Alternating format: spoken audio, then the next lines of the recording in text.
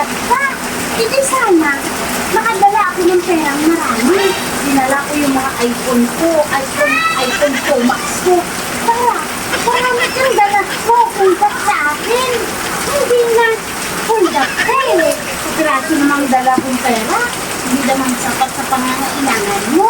Ikaw ba'y maghulgat eh? Ano ba yung dala mo dyan? Eh wala ka nga dalang kutsilyo. Baril, wala. Pati kahit ganti, nipil ka na, nagdala ka. Para matakot mo ako.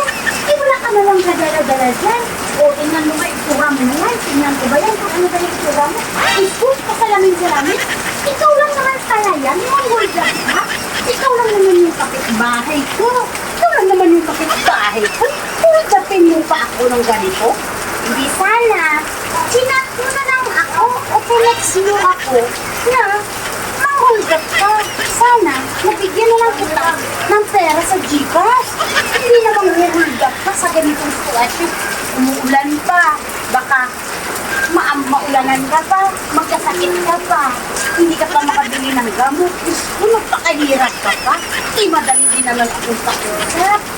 Sa sunod, sumanghulgat ka sa akin, sabihin mo. Ang hirap mo namang hold up eh. Ang dami mong request. Diyos ko, kasi ang nang-hold up sa akin, ayoko mahirapan. Kaya, hindi rin na mahirapan. Binibigyan ko na kaagad. Kaso lang, alam mo naman na, auno na, kahapon pa yung sweldo. Siyempre yung iba, abente yung sweldo, asin ko, dapat din ka mahulgat. Katapusan, auno na.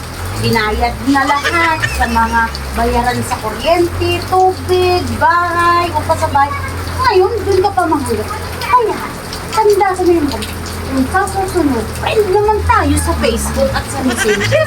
Sana nag-text ka na lang sa akin. Nag-chat ka sa akin ng manghuhuldak ka. Hindi naka-ready ako. Nakadala ako ng mga mamahalin kong gamit at mga ginto ko. Hindi na manghuhuldak ka. Tingnan mo naman. Wala kang kadala-dala. At gusto ko manghuhuldak sa akin ang poging lalaki. Pogi. Yung artistahin yung mukha. Hindi ka tulad sa'yo. Tingnan mo naman yung mukha mo. Sa sunod, gusto ko yung mahugat sa akin. Maganda yung pantalon, nakasapatos, magandang damit, nakapolo, o long sleeve. Tapos, yung formado talaga, yung maganda yung dating. Eh, sa'yo, naka-chinelas ka, naka-short ka, naka-t-shirt ka lang. Ano pa mapala ko dyan sa'yo sa pag-uungkat mo ng ganyan? O sige, sa sunod na yan. Pero, madali mo rin naman ako kausap. Sa sunod, mag-chat ka sa akin ha, kung hulgatin mo ako. O sige, nagpakalukong lalaki. Eh, gusto ko pa ba? Manghulgap ka eh. Ay, nakong lalaki talaga na to. Manghulgap eh. Wala namang kadala-dala. Hindi lang nag-chat at nag-message sa akin.